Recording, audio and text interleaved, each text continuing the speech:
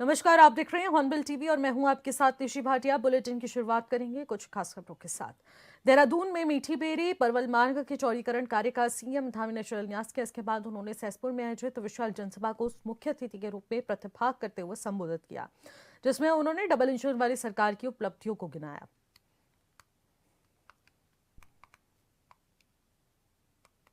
बोलते हैं, अफवाहें फैलाते हैं, देशद्रोहियों को समर्थन करते हैं।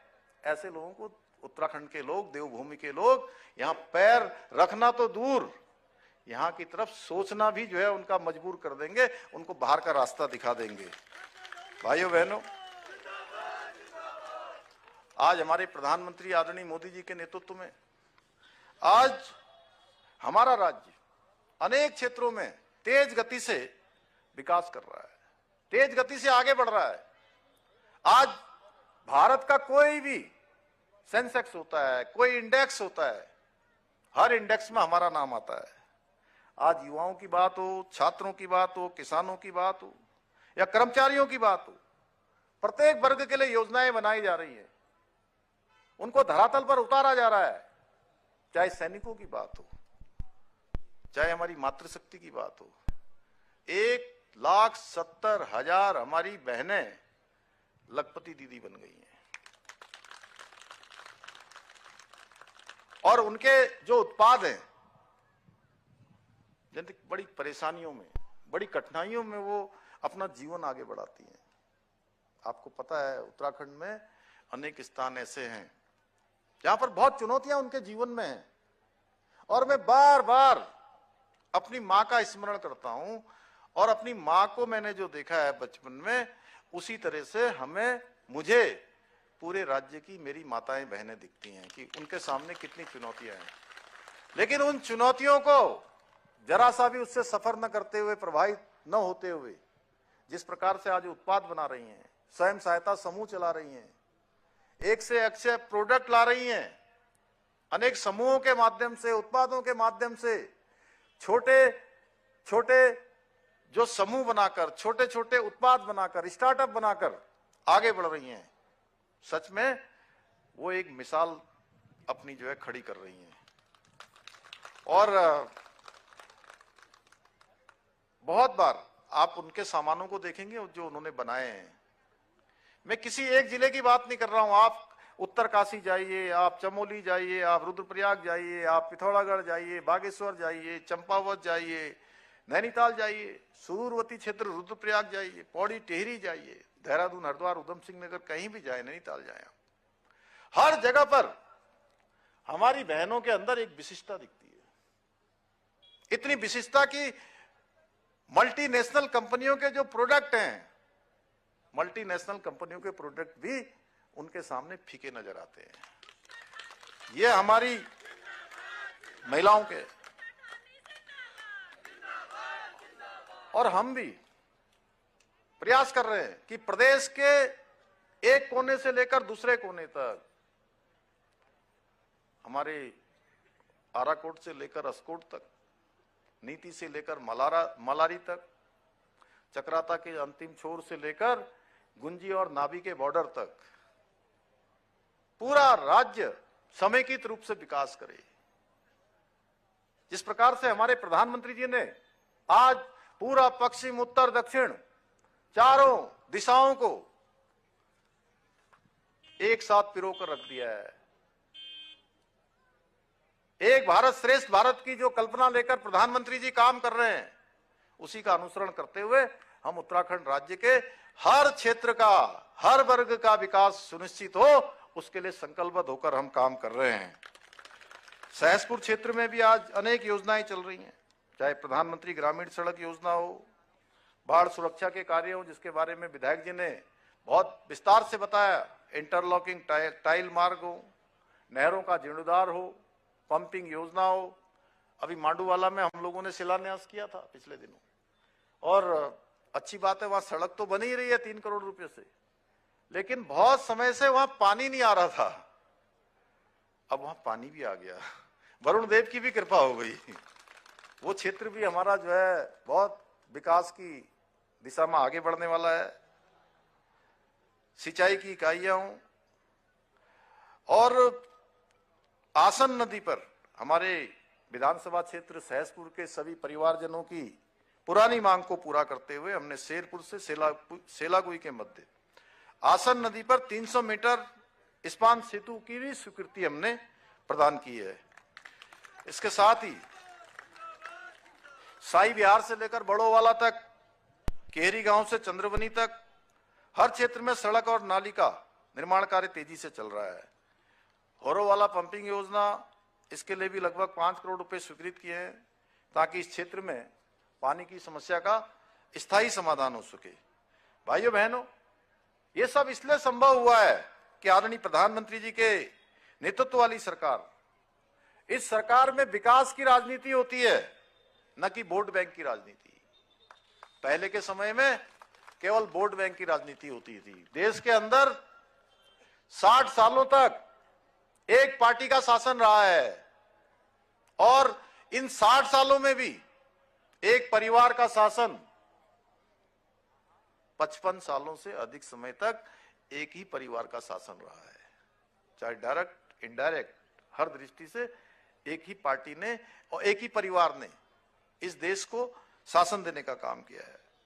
आज देवभूमि उत्तराखंड में विकास के साथ साथ अनेक ऐतिहासिक काम हो रहे हैं, अनेक उपलब्धियां हासिल हो रही हैं।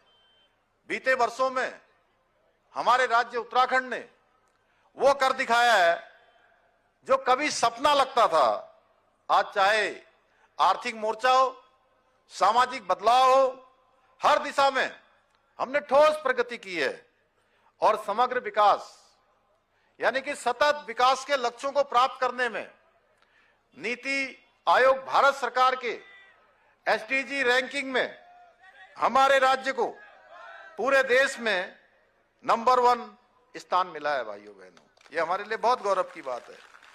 आज जब हमारा राज्य बना था सन 2000 में, तब से लेकर अभी तक अगर हम अर्थव्यवस्था की बात करें तो इसमें 26 गुना की अभी बढ़त हो चुकी है और हमारा बजट जो मात्र 4000 करोड़ का होता था, कितने का लक्ष्मी जी? 4000 करोड़ का। अब ये हमारा बजट बढ़कर 1 लाख करोड़ से ऊपर जा चुका है। आज सड़कों के अगर हम बात करें, सड़कों का जाल तब से लेकर 2 गुना बढ़ चुका है। बिजली उत्पादन हमारा 4 गुना बढ़ गया है। और तो और रिवर्स पलायन हो रहा है।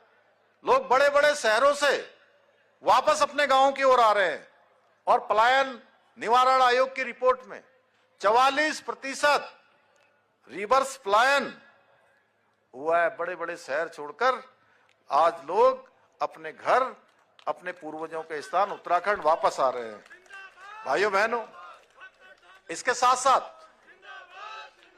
साथ हमने देवभूमि के मूल स्वरूप की रक्षा के लिए भी हम मजबूती के साथ काम कर रहे हैं। हम देवभूमि के देवत्व को किसी भी कीमत पर उसका नुकसान नहीं होने देंगे, उसके अस्तित्व पर कोई संकट ना आए, यह हमारा संकल्प है। इस संकल्प को लेकर हम काम कर रहे हैं। हमने साफ कह दिया है कि देवभूमि में अतिथि देवो भव की परंपरा चलेगी, लेकिन देवभूमि में मर्यादा तोड़ने वालों को कोई स्थान यहां नहीं मिलने वाला है, कोई जगह उनके लिए नहीं है। इसी संकल्प के साथ हमने चाहे धर्मांतरण रोकने का कानून लागू किया हो, दंगा नियंत्रण का कानून लागू किया हो, और ऐसी ताकतें जो देवभूमि में विभाजन करना चाहती है उनको हमने करारा जवाब देने का काम किया है। चाहे आज वो लैंड जिहाद, लव जिहाद, थूक जिहाद, ऐसी विकृतियों के खिलाफ हम जीरो टॉलरेंस की नीति के तहत काम कर रहे हैं और उसके परिणाम आपके सामने हैं। अभी विधायक जी ने कहा कि वो जमीन, तो मुख्यमंत्री पुष्कर सिंह धामी ने संबोधित किया और संबोधित करते हुए विकास की जो तमाम योजनाओं के जरिए प्रदेश प्रगति कर रहा है उसके बारे में जानकारी दी। सीएम पुष्कर सिंह धामी ने इस कार्यक्रम में शिरकत करते हुए सभी को संबोधित किया। खबरों में आगे बढ़ेंगे। बीजेपी प्रदेश महामंत्री कुंदन परिहार ने बताया कि 14 फरवरी को पार्टी की राष्ट्रीय अध्यक्ष और केंद्रीय स्वास्थ्य मंत्री जगत प्रकाश नड्डा उत्तराखंड दौरे पर आ रहे हैं। इस दौरान वो बीजेपी की कोर ग्रुप की जो अहम बैठक है उसको लेंगे। प्रदेश नेतृत्व ने ग्रुप के सभी सदस्यों को बैठक के लिए आमंत्रित भी कर दिया है। माना जा रहा है कि आगामी संगठनात्मक कार्यक्रमों, चुनावी रणनीति और सरकार संगठन समन्वय को लेकर इस बैठक में व्यापक मंथन होगा। नड्डा ये दौरे प्रदेश संगठन के लिए अहम माने जा रहे हैं। 14 तारीख को निवर्तमान राष्ट्रीय अध्यक्ष और केंद्रीय स्वास्थ्य मंत्री आदरणीय जगत प्रकाश नड्डा जी इस उत्तराखंड में आ रहे हैं और एक कोर ग्रुप जो हमारी बीजेपी की है उस कोर ग्रुप के साथ उन्होंने बैठने का निर्णय लिया है और हमने सभी कोर ग्रुप के जो हमारे सभी सदस्य हैं उनको उस बैठक के लिए आमंत्रित किया है, क्योंकि ये राष्ट्रीय अध्यक्ष जी के पश्चात एक नियमित बैठकें हैं और उसी क्रम में माननीय नड्डा जी यहाँ पर आ रहे हैं। जो हमने अभी तक जो काम किए हैं, अभी हमको आगे क्या क्या काम करना है, उन सभी का दिशा निर्देश हमको इस कोर ग्रुप में मिलेगा और हम समझते हैं कि उनके आने के बाद हम एक नई ऊर्जा के साथ और काम कर पाएंगे। देहरादून में सड़क सुरक्षा को लेकर परिवहन विभाग की एनफोर्समेंट कार्रवाई लगातार जारी है। संभागीय परिवहन विभाग के प्रशासनिक अधिकारी संदीप सैनी ने जानकारी देते हुए बताया कि जिले में अब तक 3,363 चालान किए जा चुके हैं, जो कि निर्धारित लक्ष्य के सापेक्ष 130% ज्यादा है। विभाग ने 212 वाहनों को सीज भी किया है। बाइक स्क्वाड, टास्क फोर्स और पूरी तरह से मरियम टीम के जरिए सघन जांच अभियान किया जा रहा है। ई चालान पोर्टल के जरिए भी कंपाउंडिंग में बढ़ोतरी दर्ज की गई है।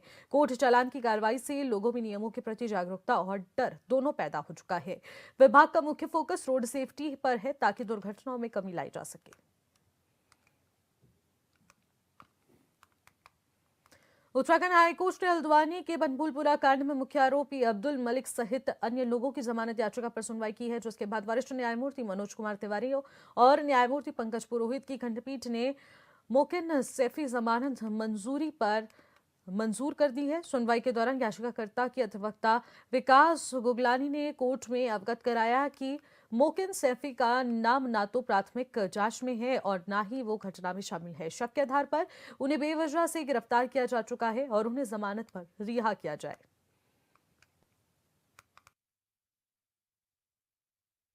बनभूलपुरा कांड से संबंधित हाई कोर्ट में सुनवाई हुई, जिसमें एक एक्यूज्ड मोकिन सैफी की अपील पर सुनवाई करते हुए कोर्ट ने उनकी बेल जो है मंजूर कर ली है और शेष जो अभियुक्त अब्दुल मलिक हैं उनकी बेल की सुनवाई की तारीख उन्होंने नेक्स्ट वीक अगले वेडनेसडे को सुनवाई के लिए फिक्स करी है। उधम सिंह नगर के जसपुर क्षेत्र में लेखपाल के एक एजेंट का तहसीलदार के नाम पर रिश्वत मांगने का वीडियो वायरल हुआ है, जिस पर जसपुर विधायक आदेश चार ने नाराजगी जताई। उन्होंने तहसील और लेखपालों की ओर से किराए पर लिए गए मकान पर पहुंचकर हंगामा काटा। साथ ही मौके पर तहसीलदार को बुलाकर वीडियो दिखाया। इस दौरान विधायक ने एजेंट पर कार्रवाई की मांग की है और कानून को समेत लेखपालों को भी काम में सुधार करने की हिदायत दी गई। देखिए, 2 किसान कल सुबह मेरे पास आए। उन्होंने अपने खेत की मिट्टी उठान कराई। उसके बदले में उन्होंने जिसको पैसे दिए, आलोक वो पैसे गिन रहा है और वो ये कह रहा है पैसे कम है, पैसे और लाओ, और बीच में कह रहा तहसीलदार पे पैसे जाने हैं। वो साफ स्पष्ट है। उसके बाद में उसे देखने के लिए जब मुझे पता चला, क्योंकि मुझे पता तो बहुत दिन से था कि पटवारी बाहर बैठते हैं, तो मुझे कोई ऐसी चीज़ नहीं मिली थी कि मैं जाऊँ और वहाँ कोई बात देखूँ। तो मैं वहाँ मौके पर देखने गया तो वहाँ कानूगो और 4 या 5 पटवारी बैठे मिले और लगभग इतने ही लोग और उनके आदमी बैठे मिले जो सरकारी कार्य कर रहे थे। आप ये देखिए, जो सरकारी आदमी नहीं है वो सरकारी कागजों में काम कैसे कर सकता है। तो यही बात को लेकर मैंने तहसीलदार को फ़ोन किया। तहसीलदार मौके पर पहुँचे। सारी सरकारी फाइलें उस एक प्राइवेट मकान में रखी है जिसकी कोई सुरक्षा नहीं है। अगर वहाँ कोई आगजनी होगी तो उसका जिम्मेदार कौन होगा? देहरादून के सिद्धोवाला स्थित उत्तराखंड टेक्निकल यूनिवर्सिटी में आयोजित कार्यक्रम में मुख्यमंत्री पुष्कर सिंह धामी ने विज्ञान एवं प्रौद्योगिकी के क्षेत्र में उत्कृष्ट प्रदर्शन करने वाली 20 मेधावी छात्राओं का कुल 10 लाख रुपए की स्कॉलरशिप और प्रशस्ति पत्र देकर उन्हें सम्मानित किया। वहीं कार्यक्रम में सीएम धामी ने कहा कि इस पहल का उद्देश्य विज्ञान की दुनिया में आगे बढ़ने वाली बेटियों को प्रोत्साहित करना है और राज्य सरकार महिलाओं बालिकाओं को विज्ञान के क्षेत्र में आगे बढ़ाने के लिए हर तरह से प्रतिबद्ध है। उन्होंने बताया कि हर एक जिले में 5 छात्राओं को छात्रवृत्ति देने की योजना से बेटियों को नई उड़ान मिलेगी और प्रदेश का नाम वैश्विक स्तर पर रोशन होगा। विशेषज्ञों का मानना है कि इस पहल से प्रदेश में विज्ञान और तकनीकी के क्षेत्र में बेटियों की भागीदारी और भी मजबूत होगी। अभी जो हमें अवार्ड दिया गया है वो शी फर्स्ट टाइम प्रोग्राम के वजह से दिया गया है। शी फर्स्ट टाइम प्रोग्राम जो है करियर गाइडेंस देता है उत्तराखंड की गर्ल्स के लिए और ये जो है बहुत अच्छा मोटिवेटिंग प्रोग्राम है गर्ल्स के लिए, क्योंकि उत्तराखंड की गर्ल्स को इतना आइडिया नहीं रहता है कि हमें बीएससी करने के बाद क्या चीज करनी है, क्या करियर चूज करना है। तो ये सारी चीजें देख करके शी फर्स्ट टाइम प्रोग्राम ने जो है हमें बहुत मोटिवेट किया है और करियर गाइडेंस के लिए बहुत ज्यादा हमें मोटिवेट करा है उसके प्रोग्राम में। 20 गर्ल्स को मिला है अभी। हाँ जी, हमने international day for girls in stem education को सेलिब्रेट किया। माननीय मुख्यमंत्री हमारे साथ थे और हमने ये कोशिश करी कि इसमें हम कुछ स्कॉलरशिप दे सके, तो इनमोबी ने हमें स्कॉलरशिप्स दी है और उसका डिस्ट्रीब्यूशन हमने लड़कियों को करा है और हम ये चाहते हैं कि साइंस में ज्यादा से ज्यादा गर्ल्स की भागीदारी हो।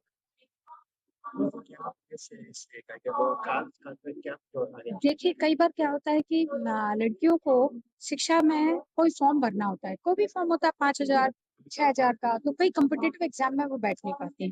तो हर लड़की को हमने यहाँ पर 50,000 रुपए 20 लड़कियों को दिए हैं। आगे जाकर के हम इसको और बढ़ाना चाहते हैं ताकि ज्यादा से ज्यादा लड़कियों को हम प्रोत्साहन राशि दे करके विज्ञान के क्षेत्र में आगे ले सकें। जी, सीएम साहब ने भी कहा है कि हर जनपद में वो 5 लड़कियों को इस तरह की स्कॉलरशिप दें। उल्लास का मौका है, सब लोग इतने खुश हैं, इतने यंग प्रॉमिसिंग फ्यूचर्स हैं हमारे साथ। धामी जी ने बहुत सारी नई स्कॉलरशिप्स का भी प्रयोजन किया है। एज इनमोबी हम इंडिया के पहले यूनिकॉर्न हैं और देवभूमि में आके बहुत खुशी और उल्लास का माहौल हमेशा ही होता है। हम international women in stem day celebrate कर रहे हैं। उत्तराखंड में बहुत सारी नई उपलब्धियां हुई हैं और बहुत ही डिसाइसिव एक लीडरशिप मिली है धामी जी के आने के बाद। बहुत सारी नई बातों की चर्चाएं की, विज्ञानशाला के साथ इस यूनिवर्सिटी में उद्बोधन किया, एक नए दिशा की ओर आयाम लिया है लड़कियों ने, जिनकी हमने एक 20 स्कॉलरशिप्स इशू करी हैं। 50-50 हज़ार रुपए की धनराशि का योगदान है हमारा। हम उन लड़कियों को रिकॉग्नाइज कर रहे हैं जिनका बहुत ब्राइट फ्यूचर है स्टेम की फील्ड में। तो आपको जानकर अचरज होगा कि 40% of women in stem India से आती हैं, पर जब तक हम वर्कफोर्स की बात करते हैं वो तबका आधा रह जाता है।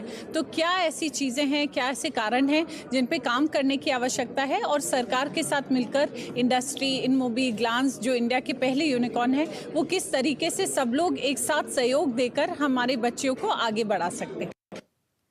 कालाडूंगी के बौर नदी पर बने पुल पर कार पलट गई। गनीमत ये रही कि कार नदी में नहीं पलटी। हादसे में यात्रियों को मामूली चोटें आई हैं, जिन्हें पुलिस और आगिरों की मदद से कालाडूंगी सामुदायिक स्वास्थ्य केंद्र पहुंचाया गया। बजे कालाडूंगी के पास में एक गाड़ी चलते हुए अचानक से पलट जाने के कारण 5 लोग घायल थे। उसमें से उनको मामूली चोटें आई हैं और प्राथमिक उपचार करने के बाद एक्सरे की जांच की गई है, जिसमें से कोई भी फ्रैक्चर नहीं हुआ है और प्राथमिक उपचार देने के बाद मरीजों को उनके घर भेज दिया गया है। आराम से गाड़ी की स्पीड भी नॉर्मल थी, 50 से 40 की बीच में होगी। अचानक जैसे ही मोड़ आया, अचानक इनके आंखों में पता नहीं सामने अंधेरा टप्पा आ गया, तो वो खाली इतना देखना हुआ, वो गाड़ी पुल में चल गई, वहीं गाड़ी पलट गई। कितना नुकसान हुआ है? गाड़ी में नुकसान जो हुआ वो ठीक है, लेकिन हमारे जो भी थे पैसेंजर वगैरह गाड़ी में उनको मामूली चोटें आई हैं। कितने लोग सवार थे गाड़ी में? गाड़ी में टोटल 5 लोग थे। कहाँ से आ रहे थे, कहाँ जा रहे थे? ये हम लोग रामनगर से आ रहे थे, डिबली से खटी में जा रहे थे। आईआईटी रुड़की में एक छात्र गंगनहर में तेज बहाव में बह गया है, जिसका वीडियो भी सामने आ चुका है। घटना के समय आसपास मौजूद लोगों ने उसे बचाने की कोशिश की।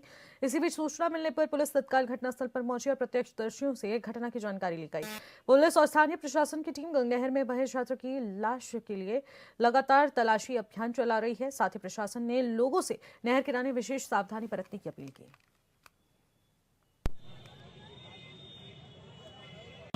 बहुत अच्छा कितने साल का था? 29 का। यहाँ पे क्या करने थे आईआईटी में? तो टहलने आए थे। अच्छा, तो फिर वो पैर फिसला, क्या हुआ है? वो उठ के हमारी तरफ आ रहा था, लास्ट स्टेप पे था, तो पैर फिसला और वो गिर गया। अच्छा, एक महिला आरोप लगा रही है कि आप लोगों के बीच कुछ हाथापाई हुई। बहुत अच्छे दोस्त है, हम हमेशा साथ में रहते हैं, बहुत अच्छे दोस्त है, हमारा बहुत प्यारा दोस्त है। क्या नाम था लड़के का? आशीष शुक्ला। कहाँ से था ये लड़का? वो बनारस के आसपास से। बनारस से। अच्छा, बता रहे हैं कि कोई लड़कियां भी थी साथ में थी, कुछ विवाद हुआ? हम चार। फर्स्ट ईयर था, सेकंड ईयर? Second year. कौन से डिपार्टमेंट में? मैनेजमेंट में। हरिद्वार में महाशिवरात्रि के अवसर पर उमड़ रहे हुए श्रद्धालुओं की भारी भीड़ को देखते हुए पुलिस और जिला प्रशासन अलर्ट मोड पर है। रोजाना हजारों की संख्या में कांवड़ियां और शिव भक्त अपने गंतव्य की ओर रवाना हो रहे हैं। आगामी महाशिवरात्रि सनातन को लेकर अब पूरी तरह से जिले में व्यापक रूट प्लान तैयार किया गया है ताकि श्रद्धालुओं को किसी प्रकार की असुविधा न हो, यातायात व्यवस्था भी सुचारू रहे। जैसा कि आपको विदित है, अभी शारदीय कांवड़ मेला हमारा चालू है, तो काफी श्रद्धालु आ रहे हैं यहाँ पे। सुबह यह भीड़ इनफैक्ट ज्यादा थी, अभी जाने वालों की भीड़ थोड़ी सी है अभी। तो महाशिवरात्रि को मद्देनजर रखते हुए भी हमने एक बहुत अच्छा ट्रैफिक प्लान बनाया है। इसमें प्रॉपर जो रूट है, जो हमारे क्षेत्र में जिले में नारसन बॉर्डर से मंगलौर रुड़की होते हुए जो हरिद्वार आते हैं, तो इधर बिजनौर चिड़ियापुर बॉर्डर से होते हुए हरिद्वार आते हैं। सबके लिए हमने प्रॉपर रूट बनाया है। जरूरत के हिसाब से हम डाइवर्जन प्लान भी लागू कर रहे हैं। इसके साथ साथ हेवी व्हीकल जो है उनका प्लान हमने, क्योंकि हमारी एक मीटिंग बिजनौर में भी हुई थी, जो अंतर जनपदीय और अंतर्राज्यीय मीटिंग थी, उसको हमने यहाँ पे सुचारू रूप से उसके हिसाब से हेवी व्हीकल्स को रेगुलेट कर रखा है और रात को 11 से 5 ही हेवी व्हीकल्स चलते हैं। इसके अलावा हम सीसीटीवी कैमरों से लगातार नज़र बनाए हुए हैं। जिधर से व्हीकल आता है उसके हिसाब से लगातार पार्किंग में उन व्हीकल्स को हम डालते रहते हैं और सुचारू रूप से यहाँ पे जैसा आप देखेंगे यातायात का प्रबंधन किया हुआ है। हमारे ड्यूटी पे कर्मचारीगण है, लगातार यहाँ पे दिन और रात दोनों ही समय पे ड्यूटी पे है। हरिद्वार में श्यामपुर वन क्षेत्र के खारा इलाके में हाथी की संदिग्ध मौत से हड़कंप मच चुका है। गश्त के दौरान वनकर्मियों को हाथी का शव मिला, जिसकी सूचना पर रेंजर विनय राठी और एसटीओ पूनम कैथोला टीम के साथ मौके पर पहुंची और एसटीओ पूनम कैथोला ने मुताबिक ये बताया जा रहा है कि 2 हाथियों के बीच संघर्ष में वो घायल हुआ और हाथी के बाद बाघ के हमले की मौत हुई है। बता दें कि वहीं स्थानीय लोगों ने श्यामपुर रेंज में मॉनिटरिंग की कमी का आरोप लगाते हुए निष्पक्ष जांच की मांग की है। सुबह के समय जब स्टाफ गश्त पर था तो खारा बीट के अंतर्गत श्यामपुर रेंज में एक हाथी की मृत्यु की सूचना प्राप्त हुई। तो जब वहां स्थलीय निरीक्षण किया गया स्टाफ के द्वारा, तो सर्वप्रथम यही घटना सामने आई कि टाइगर के द्वारा जो है इस पर हमला किया गया है प्राय इस हाथी पर, और उसके वजह से इसकी मृत्यु हुई है। फिर पशु चिकित्सा अधिकारियों के पैनल के साथ हम लोग मौके पर पहुंचे तो थोड़ा सा और चीज़ें क्लियर हुई कि हो सकता है किसी और टस्कर से भी इसकी पहले भिड़ंत हुई है और उसके बाद इस पर टाइगर्स का भी अटैक हुआ है, क्योंकि वहाँ पर हमें पग मार्क भी मिले थे। उस पर जो घाव के निशान थे वो किसी टस्कर द्वारा, अपने टस्क के द्वारा किए गए घाव के निशान भी मिले हैं। तो इसी घटनाक्रम के बाद उसकी मृत्यु होना वहाँ पर सामने आया था। फिलहाल इन खबरों में इतना ही। आप देखते रहिएगा हॉर्नबिल टीवी। नमस्कार।